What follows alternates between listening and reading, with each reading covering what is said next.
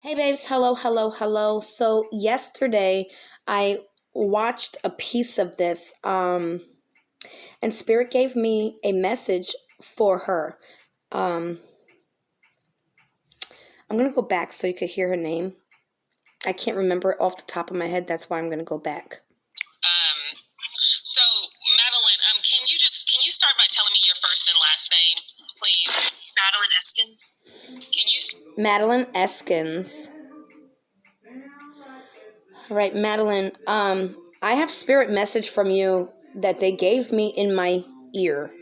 Not through cards, not through EVPs, what I do.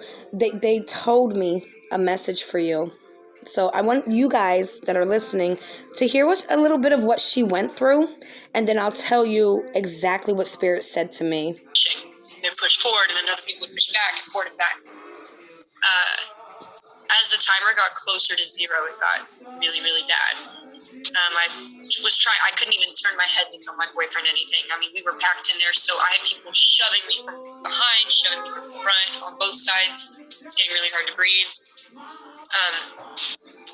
I was trying to jump up and lift my head up so I could get air. And whenever he started performing, I looked at my boyfriend. I tried to look at my boyfriend. I only got about this far, and I told him, I said, we have to get out. We have to get out. And he said, we can't, because we couldn't move. We could not. You couldn't go forward, backwards, to the side. You couldn't do anything. The only way to go was up.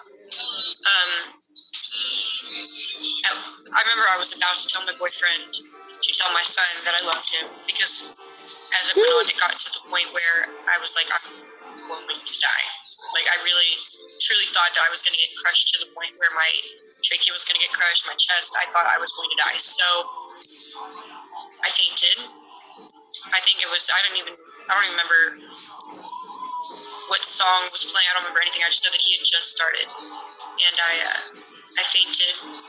And per my boyfriend and a gentleman that reached out to me on Instagram and said he helped my boyfriend, they basically crowd surfed my unconscious body 4 feet to the right to a security guard, because after trying to get from my boyfriend, he said that he tried to get your attention and you just couldn't, because they were carrying so many people over, that finally him and a just good Samaritan that happened to be there lifted me up, and they just crowd surfed my unconscious body over the security guard.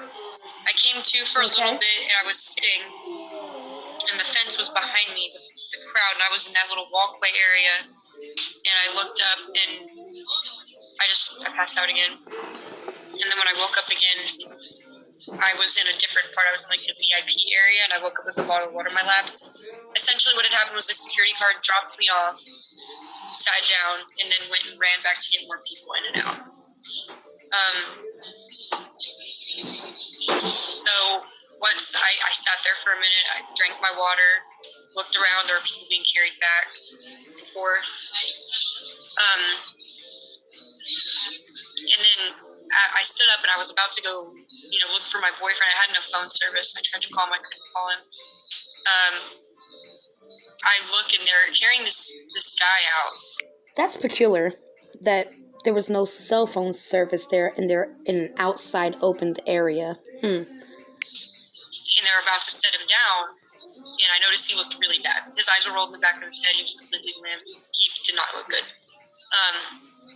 I asked the security guard, I said, have you checked the pulse on this man?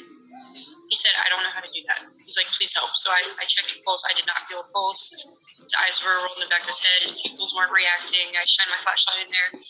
I said, do not drop him off here to go get someone else. You need to go take this man to the medical tent. Take him somewhere. Go. I cleared the way. Another security guard overheard me say, because at first, before I told him that, let me rewind. I told him, I was like, I'm an ICU nurse. I've worked in the ED before. I have experience with this. Let me help. Instead of just trying to shove through me. The other security guard had overheard me tell the man that. Tell the security guard that. So he came to me. He said, hey, we need your help up here. So he took me to the front of I think I was in the VIP area. There were 2 towers beside me that people were standing on, and also where the light crew was on either side. Okay, hold on. 1 second. Hold on. Okay, sorry about that. This is what Spirit told me, and They just told me some more. So the man that helped you up with your boyfriend, he was specifically placed there by spirit to help you. Okay? I'm not gonna get emotional. Oh my God, here I go again. I'm so sorry. I can't help it. Spirit had you there specifically. They chose you. You were a chosen one to be there to help. Okay? You are a starseed, you are a light worker, you are an indigo child, whatever you want to call it. You were chosen. You are a chosen one. And you were meant to be there to help save other lives, okay? Of innocent people that did not deserve this, that have no parts in what was actually happening at this place. I want to call it ritual because that's what it is. It was a ritual. It was a sacrifice, okay? I'm sorry. Hold on. Make sure I'm still recording. You were chosen to be there to help. I know what you went through was traumatic, like very traumatic. I see the trauma in your eyes. I can hear it in your voice. I recognize it. I have traumas too, so it's easier for me to recognize it as well. You have traumas, but these traumas are not to break you. They're to help mold you into who you are and accept who you are to do the work that you need to do, and you're doing it. You're doing it, honey, and I'm so proud of you. I'm so proud of you. Please don't get washed up in what's actually going on, okay? Because if you don't know, that was a complete ritual, okay? And everybody that was there was under some type of possession/spell. Okay, and I do suggest that you take a spiritual bath and you really cleanse your body, your mind, your soul, and you believe that it's done when you walk out that bath, okay? And you never give it a second thought again, okay?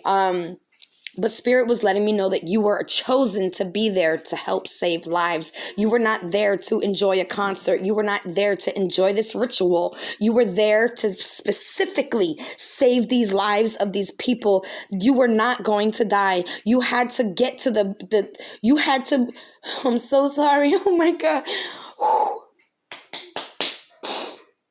You had to go through that where you thought you were going to die in order for you to get to where you needed to be to help the people you needed to help. And I gotta end this. I love you so much, honey. You're okay. You're okay and you're doing fantastic, okay? Please, please, please let this be your wake-up call. They're calling you. Spirit is calling you and you're doing the work. I just need you to hear them a little bit louder, okay? I love you so much.